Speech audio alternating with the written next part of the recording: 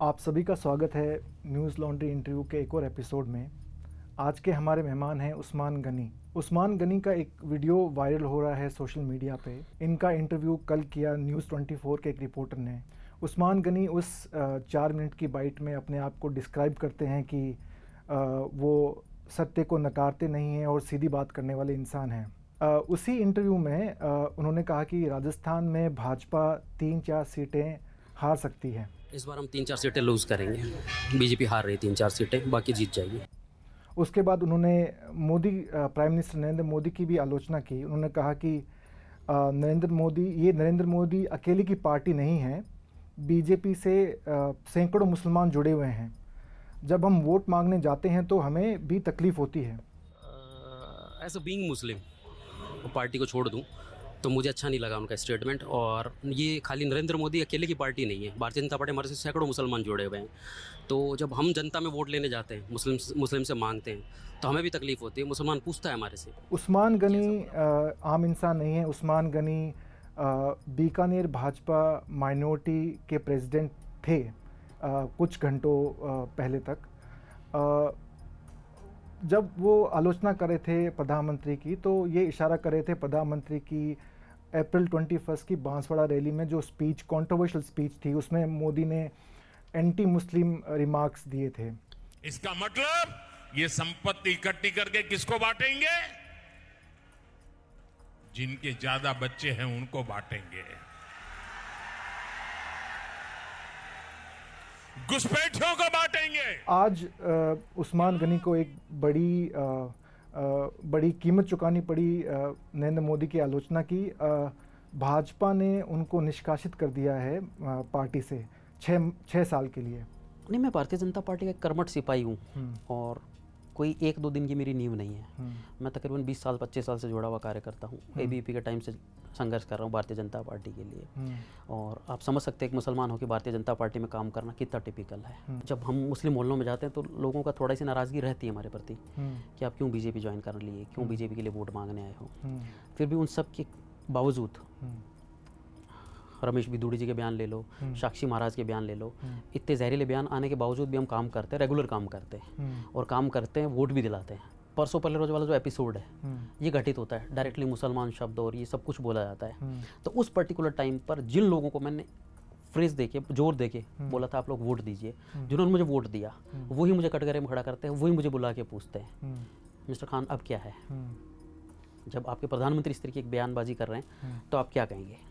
जिस तरीके से आदरणीय नरेंद्र मोदी साहब पार्टी के वर्कर हैं उसी तरीके से हम भी वर्कर हैं। अब वो वोट मांगने जाते हैं, वो अपनी रैली करते हैं, जिस उद्देश्य के लिए वो काम कर रहे हैं उसी ठीक उद्देश्य के लिए हम काम कर रहे हैं। तो फिर हमें कम क्यों आंका जाए। बेशक हमारे वोट कम आए लेकिन हमें कम क्यों आंका जाए। तो आपको लगता है ये पानी सर से ऊपर चला गया है अगर? हाँ, मुझे ऐसा लगता है। हाँ, मुझे ऐसा लगता है। उस्मान जी, आपका बहुत बहुत स्वागत है न्यूज़ लॉन्ड्री इंटरव्यू में। Thank you. उस्मान जी, मेरा पहला सवाल है कि जब आप न्यूज़ 24 के रिपोर्टर से बात कर रहे थे, आप वो इंटरव्यू दिल्ली में हुआ है आपका जी, और आप रहने वाले बीकानेर के हैं। जी जी। उसमें आपको ऐसा लग रहा है कि आप जो आलोचना उसमें कर रहे थे, आपको लगा कि पार्टी कुछ डिसिप्लिनरी एक्शन ले सकती है आप पे? हाँ, मुझे इस चीज़ का आभास था। हाँ, बट क्या आपने पहले ही अपना मन बना लिया था कि मेरे को भाजपा को छोड़ना है? नहीं, ऐसा मुझे बिल्कुल भी आभास नहीं था। पार्टी इतना सख्त डिसीजन लेगी मेरे खिलाफ कि मुझे 6 साल के लिए निष्कासित करेगी, ऐसा कुछ अंदाज़ा नहीं था। ठीक है, कुछ नोटिस वोटिस देगी, ऐसा कुछ दिमाग में था। आप किसी नई पार्टी को ज्वाइन करने वाले हैं? नहीं, अभी ऐसा कोई विचार नहीं है। हाल फिलहाल देखेंगे, सोचेंगे, उसके बाद डिसाइड करेंगे क्या करना है। बट आपको आपको कोई भाजपा से पत्र मिला हो कि आपको निष्कासित कर दिया है? किसी ने आपको कॉल करके इन्फॉर्म किया, या जो कॉन्वर्सेशन हुआ किसी भाजपा के नेता के साथ, क्या कॉन्वर्सेशन था? सुबह मेरे प्रदेश अध्यक्ष जी के साथ बात हुई, नाराज़ थे इस बात को लेकर के, इस इंटरव्यू को लेकर के वो मेरे साथ में। माइनॉरिटी सेल के जो प्रदेश अध्यक्ष हैं हमीद खान मेवाती साहब, उनका फ़ोन आया मेरे पास और बोले इस तरीके के बयान नहीं देने चाहिए थे आपको। तो बस वो उनसे बात हुई, उसके अलावा किसी से बात नहीं हुई। उसके बाद बस वो सोशल मीडिया पे और न्यूज़ टीवी में देखा मैंने कि मुझे 6 साल के लिए सस्पेंड कर दिया गया। तो वो एक चीज़ मेरे साथ है, बाकी तो कुछ नहीं। लेकिन आपने फिर अपना पक्ष कैसे रखा उनके सामने? कि मुझे किसी ने अभी तक पक्ष पूछा ही नहीं, तो मुझे रखने की ज़रूरत भी नहीं पड़ी। मैंने अपने सोशल मीडिया पक्ष रखना चाहते थे जो आप नहीं रख सके भाजपा के सामने? नहीं, मैं भारतीय जनता पार्टी का कर्मठ सिपाही हूँ और कोई 1-2 दिन की मेरी नींव नहीं है। मैं तकरीबन 20 साल 25 साल से जुड़ा हुआ कार्य करता हूँ। ABVP के टाइम से संघर्ष कर रहा हूँ भारतीय जनता पार्टी के लिए। और आप समझ सकते हैं एक मुसलमान होकर भारतीय जनता पार्टी में काम करना कितना टिपिकल है। हमें विपरीत विचारधारा के साथ काम करना पड़ता है। मुसलमान मोहल्लों में जब हम जाते हैं, चूँकि हिंदू आइडियोलॉजी को प्रीफर करती है भारतीय जनता पार्टी, तो जब हम मुस्लिम मोहल्लों में जाते हैं तो लोगों का थोड़ा सी नाराज़गी रहती है हमारे प्रति कि आप क्यों बीजेपी ज्वाइन कर लिए, क्यों बीजेपी के लिए वोट मांगने आए हो। फिर भी उन सब के बावजूद रमेश बिदूड़ी जी के बयान ले लो, साक्षी महाराज के बयान ले लो, इतने जहरीले बयान आने के बावजूद भी हम काम करते हैं, रेगुलर काम करते हैं और काम करते हैं, वोट भी दिलाते हैं। जैसे पिछला विधानसभा चुनाव था तो पूर्व में सिद्धि बाईसा के लिए हमने काम किया और तकरीबन 6 से 8 हज़ार वोट हम लेके आए माइनॉरिटीज़ के। बीकानेर पूर्व विधानसभा क्षेत्र से कोलायत में जहाँ थे वहाँ वोट मिले मुस्लिम्स के। उसके अलावा खाजूवाला एक ऐसी विधानसभा सीट है जहाँ पर मुसलमान ने जी भर के डॉक्टर विश्वनाथ को वोट दिया। वो सब मुसलमान नहीं सोच समझ करके हम सब लोग जाते हैं, समझाते हैं कार्यकर्ताओं के साथ में, तो मुस्लिम समझ रहा है और समय के साथ चलना चाह रहा है तो वोट भी देता है मुसलमान। ऐसा नहीं कि वोट नहीं देता। तो हम वोट मांगने जाते हैं तो ये सब परसेप्शन सुनने को पड़ते हैं कि वो साक्षी महाराज ऐसे बोलते हैं, रमेश बिदूड़ी ऐसा बोलता है मुसलमान के बारे में। फिर हम समझाते हैं कि एक सियासी टॉपिक है, इसको वहीं तक रहने दो, वोट दीजिए, हम आपके काम करवाएंगे। हम अपनी जिम्मेदारी पे पार्टी के लिए वोट मांगते हैं, पार्टी से वोट लेके लोगों से वोट लेके आते हैं हम पार्टी के लिए। तो मुझे ऐसा अंदाज़ा नहीं था कि पार्टी मुझे इस स्टेटमेंट की इतनी बड़ी कीमत चुकानी पड़ेगी। आपने बताया कि आपको काफ़ी टफ क्वेश्चंस फेस करने पड़ते हैं मुस्लिम कम्युनिटी से, क्योंकि इतने कंट्रोवर्शियल स्पीचेस देते हैं बीजेपी के लीडर्स, एंटी मुस्लिम स्पीचेस देते हैं जी। तो आप एक तो बताया कि आप कैसे कन्विंस करते हैं कि हम आपके काम करवाएंगे लोकल लेवल पे, बट और भी कोई आपके कोई डिवाइस हैं, कोई आपका अलग अलग स्ट्रेटजीज़ हैं कि कैसे आप मुस्लिम वोटर्स को कन्विंस करते हैं भाजपा के लिए वोट के लिए कि भाजपा को वो वोट करें? भारतीय जनता पार्टी के लिए निरंतर काम करते हैं, लोग जानते हैं हमारे को, हमारी अपनी एक फेस वैल्यू है। तो विपरीत आइडियोलॉजी होने के बावजूद भी हम उस आदमी से डायरेक्टली कनेक्टेड हैं और हम उसको कहते हैं तू हमें जानता है, भारतीय जनता पार्टी कुछ करे ना करे हम तेरे लिए खड़े हैं। और चूंकि हमारी पार्टी है तो वो हमारे लिए खड़ी है। तो ऐसा नहीं कि हम सिर्फ क्रेडिट हम ही लेते हैं, हम भारतीय जनता पार्टी को उसका पूरा क्रेडिट देते हैं कि भारतीय जनता पार्टी मुसलमान के लिए भी काम करती है। ऐसा नहीं कि नहीं करती है, बहुत सी स्कीम्स हैं माइनॉरिटीज़ के लिए चलाती है बीजेपी भी। बस चुनावी मुद्दे आते हैं तब थोड़े ऊपर नीचे होता है, बाकी ठीक ठाक है, चलता है। ये एंटी मुस्लिम स्पीचेस और एंटी मुस्लिम रिमार्क्स ये एक कहते हैं कि फ्रिंज एलिमेंट्स में ज़्यादा है, लेकिन जो मेन स्ट्रीम लीडर्स हैं उनमें भी ये देखने को मिलता है।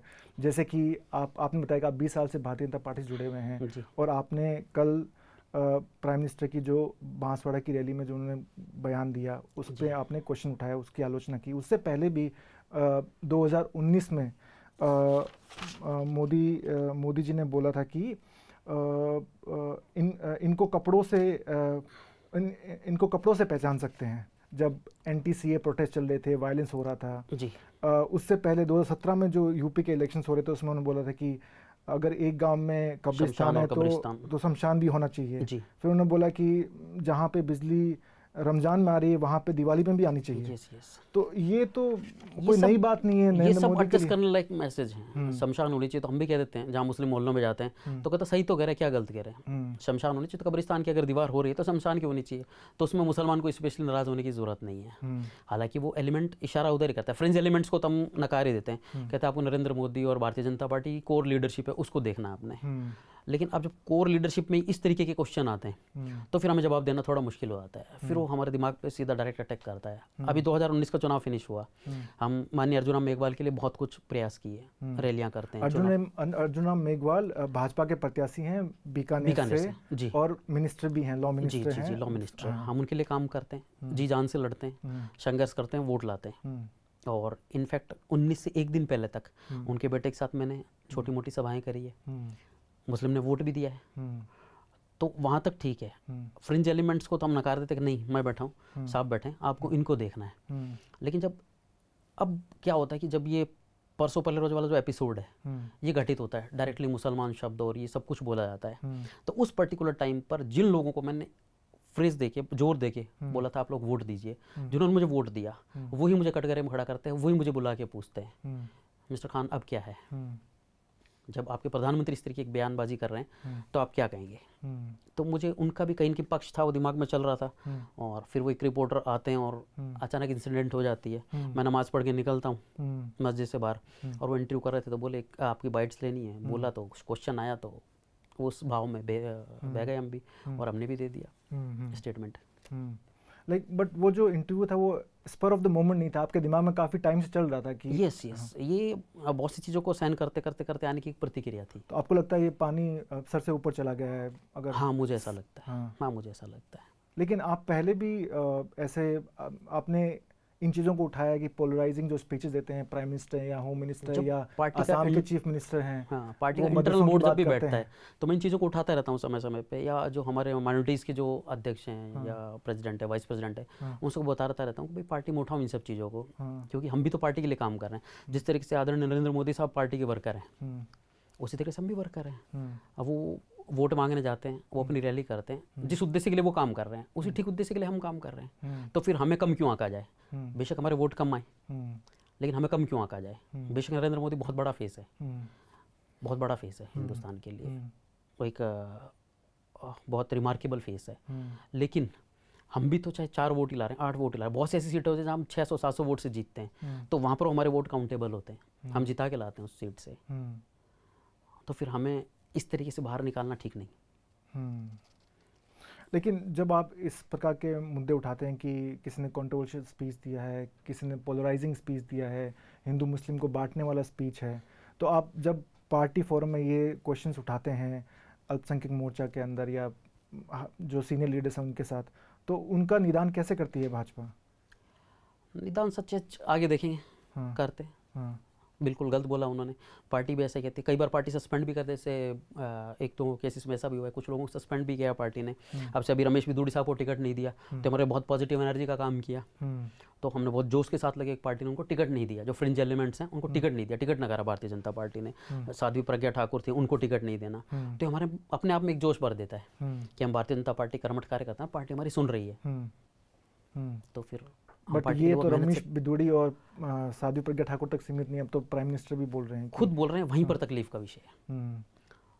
तो इस चीज़ को थोड़ा लेना हमारे लिए थोड़ा मुश्किल हो रहा है।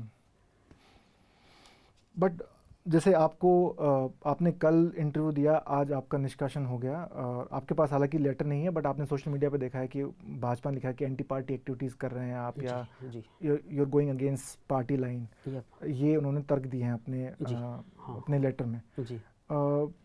लेकिन आपको लगता है कि भाजपा में जो लोग डिसेंट करते हैं, जो लोग जिनका मतभेद है, मतभेद के लिए स्पेस है भाजपा में? कैसे?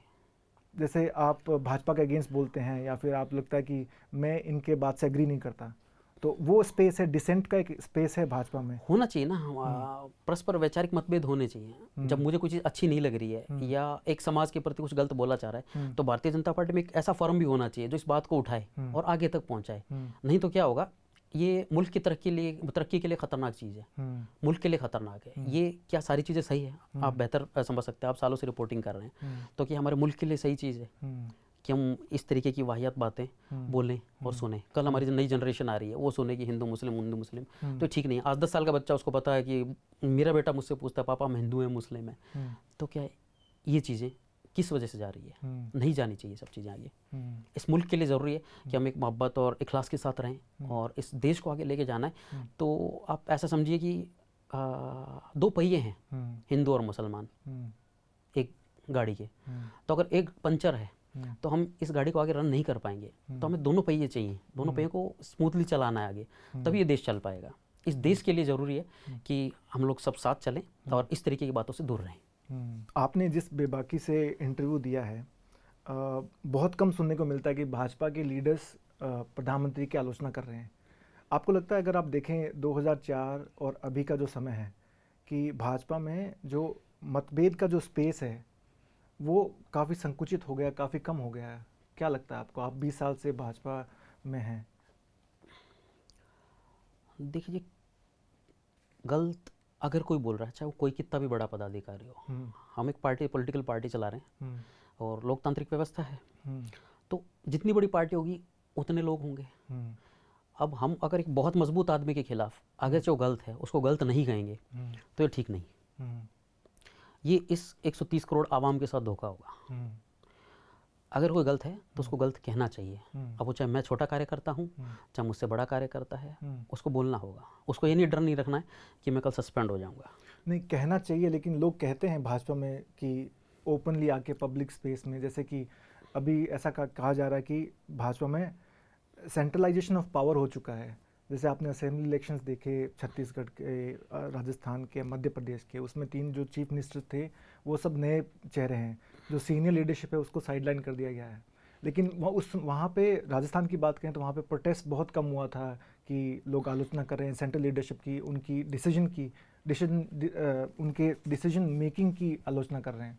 तो इसकी बात कर रहा हूँ कि आप अपने तरफ से बता रहे हैं कि मुझे ऐसा लगता है कि जब पावर सेंट्रलाइज होती है तो उनके नुकसान बड़े होते हैं। पावर डिसेंट्रलाइज रहनी चाहिए। किसी एक आदमी या 2 आदमी के पास पावर को सेंट्रलाइज करने का मतलब है कि बहुत से लोगों के हितों का हमने नुकसान कर दिया। उससे क्या होगा कि हम अगर राजनीतिक परिप्रेक्ष्य में बात करें तो बहुत सारे जो स्थापित किले हैं राजनीति के वो ढह जाएंगे। ऐसा नहीं होना चाहिए। जो राजनीति में बड़े आयाम हैं, जैसे आप बहुत बड़े हो गए लेकिन अपने क्षेत्र में वो एक बड़ा आयाम है तो उस बड़े आयाम को बड़ा रहने दीजिए, उसको डेमोलिश मत कीजिए। जैसे चूरू लोकसभा की बात कर रहे हैं तो वहाँ पर राहुल कसवा जी एक बड़ा नाम थे। पार्टी अब अचानक से एक राहुल जाजड़िया साहब को ले आती है। क्यों ले आती है इसका किसी के पास कोई उत्तर नहीं है। लेकिन हम एक स्थापित आदमी को ख़त्म करके सियासत उसकी ख़त्म कर दें और नए आदमी को ले आएँ तो ये ठीक नहीं है। मुझे ऐसा लगता है क्योंकि पॉलिटिक्स थोड़ा पावर का खेल है और पावरफुल लोग ही पॉलिटिक्स को बेहतर तरीके से चला सकते हैं। आम आदमी भी इन्वॉल्व होने चाहिए, लेकिन किसी पावरफुल आदमी को ख़त्म करके और नौसिखियों के हाथ में सत्ता दे देना ये भी कोई औचित्य नहीं है, उचित नहीं है। मुझे ऐसा लगता है, ये मेरी सोच है। लेकिन इसका एक दूसरा पहलू ये भी है कि अगर नई लीडरशिप उभर के आ रही है तो जो वर्कर्स हैं ग्राउंड लेवल पे, भाजपा के हो या कांग्रेस के हो, किसी पार्टी के हो, उनमें एक उत्साह का माहौल भी रहता है कि आज उनका नंबर आया कल मेरा भी नंबर आ सकता है। उनको वहाँ पर चांस दीजिए जहाँ पर जैसे मान लो कोई कैंडिडेट था, स्थापित था, वो हार गया या वो अच्छा नहीं कर पा रहा है, वहाँ पर आप चांस दीजिए नए चेहरों को। आप स्थापित आदमी को क्यों गिरा देना चाहते हैं? कल जब वो ही लोग, जैसे आप स्थापित हो, आप एक बहुत बड़े मकाम पर हो, जो सेंट्रलाइज पावर है, उसके बारे में लोग बात करेंगे कि आप भी सेंट्रलाइज, आप भी छोड़ के जाइए, क्या आप जाएंगे? नहीं जाएंगे। राजस्थान के बारे में लोग ये चुटकी भी लेते हैं कि राजस्थान की राजधानी जयपुर नहीं दिल्ली है। मानने को मान सकते हैं। वसुंधरा राजे बहुत बड़ी लीडर हैं राजस्थान की, उनको नहीं बनाया तो नहीं बनाया मुख्यमंत्री। भजनलाल शर्मा जी भी अब तक ठीक काम कर रहे हैं। तो ये सब तो चलता रहता है सियासत में, लेकिन स्थापित आयाम है, उनको स्थापित रहना चाहिए, मुझे ऐसा लगता है।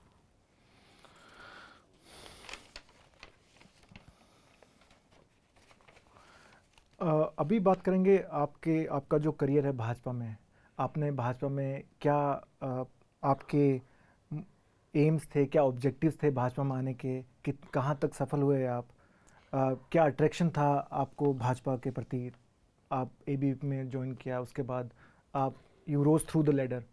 अभी जब स्कूल कॉलेज लेवल पे थे तब बहुत ज़्यादा राजनीतिक परिपक्वता नहीं थी। वो यार दोस्त जिधर थे हम उधर चले गए, कुछ लोग एनएसयूए में थे, हम लोग एबीपी में थे तो हम लोग एबीपी में चले गए। तो वहाँ से धीरे धीरे सियासत का एक चस्का लगा।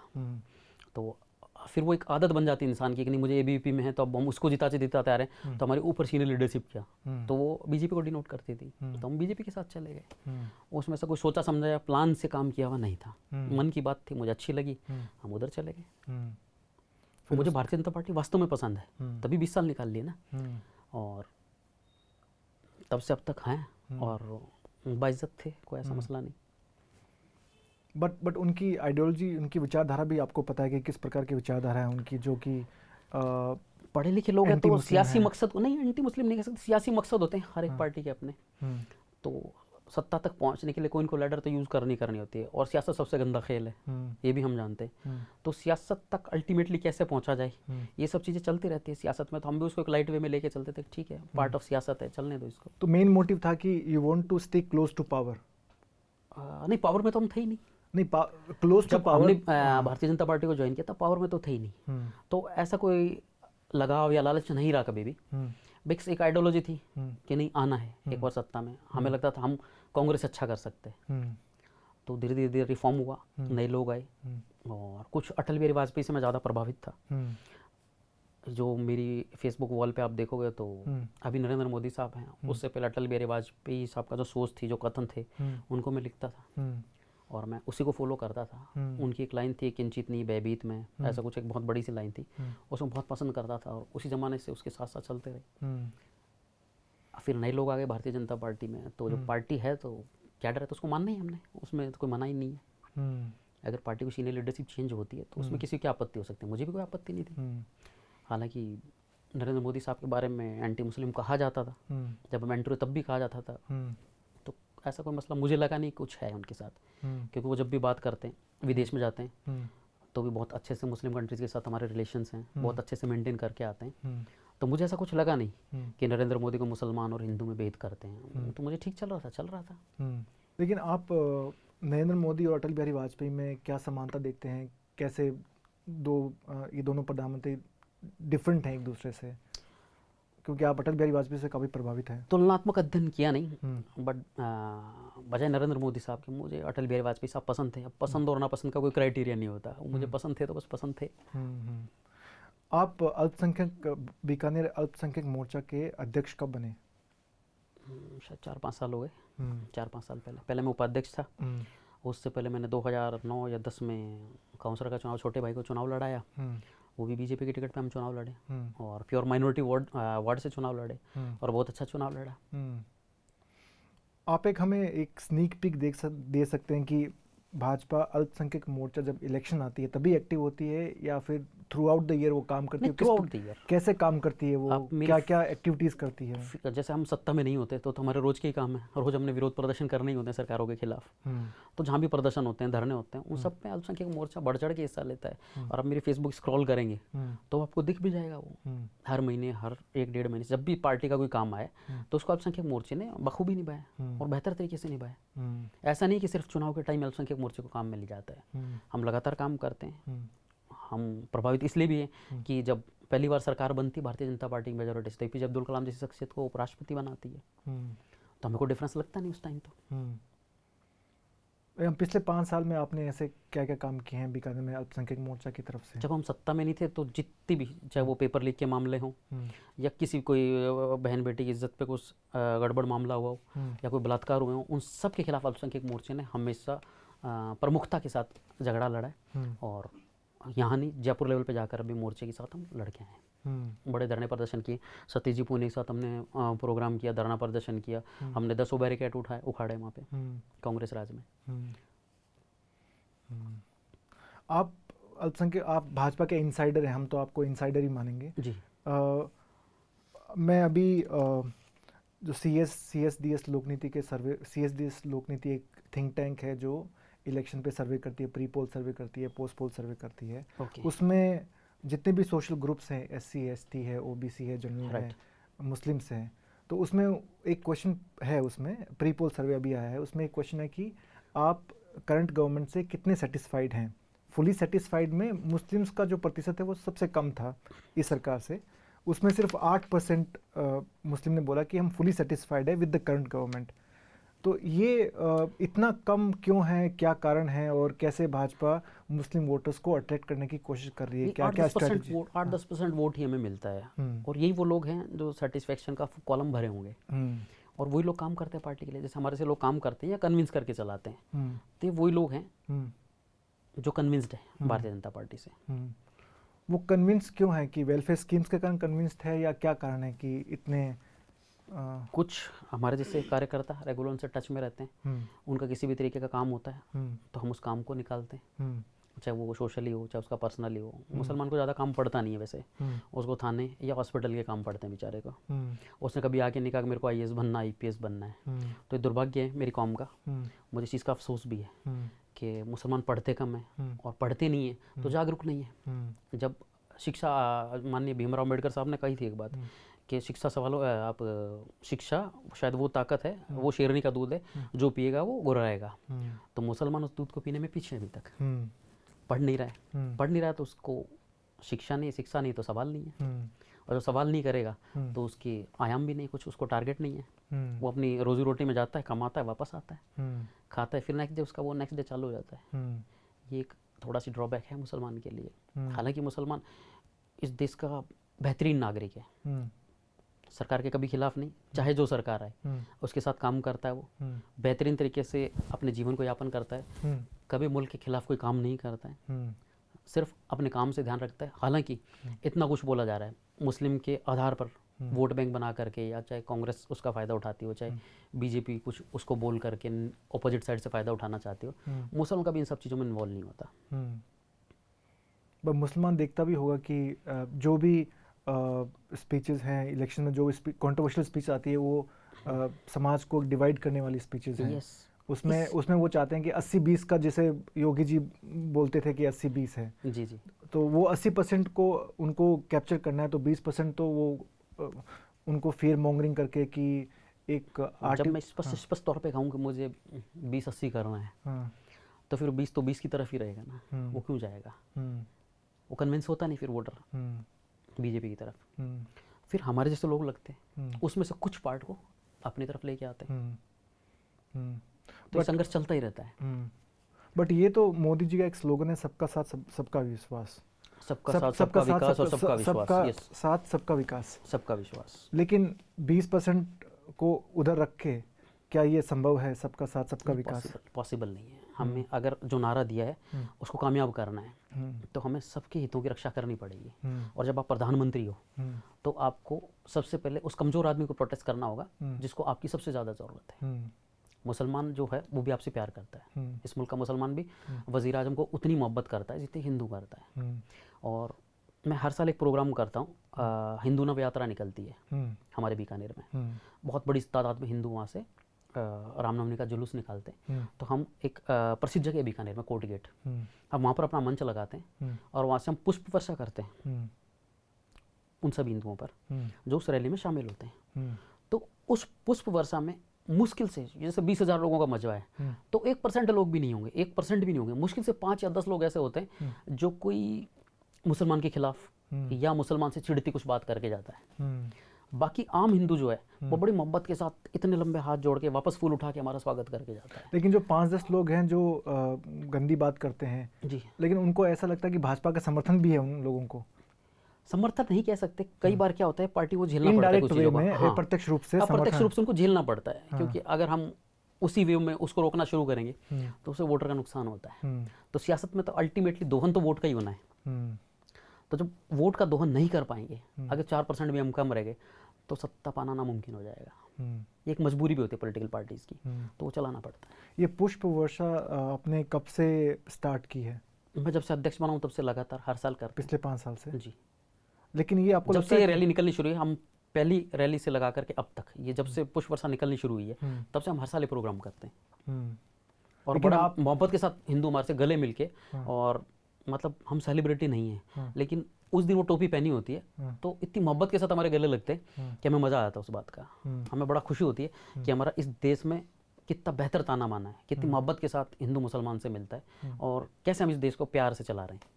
लेकिन तब आपको कैसा लगता है जब आपने काफ़ी वीडियोस देखे होंगे जिसमें अगर कोई हिंदू रैली निकल रही है तो उसमें हमने देखा है कि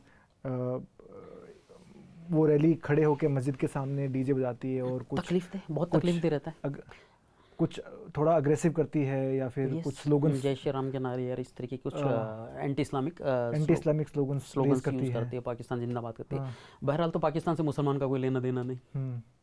लेकिन तब उस समय आपको कैसा लगता है?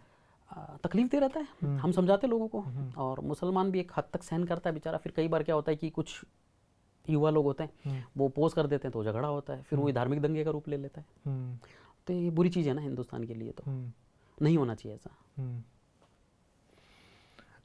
जब कोई व्यक्ति किसी पार्टी को ज्वाइन करता है तो उसका एक महत्वाकांक्षा होती है कि अल्टीमेट जो एम है वो या तो लॉ मेकर बने, मतलब MP बने या MLA बने या इलेक्शंस लड़े।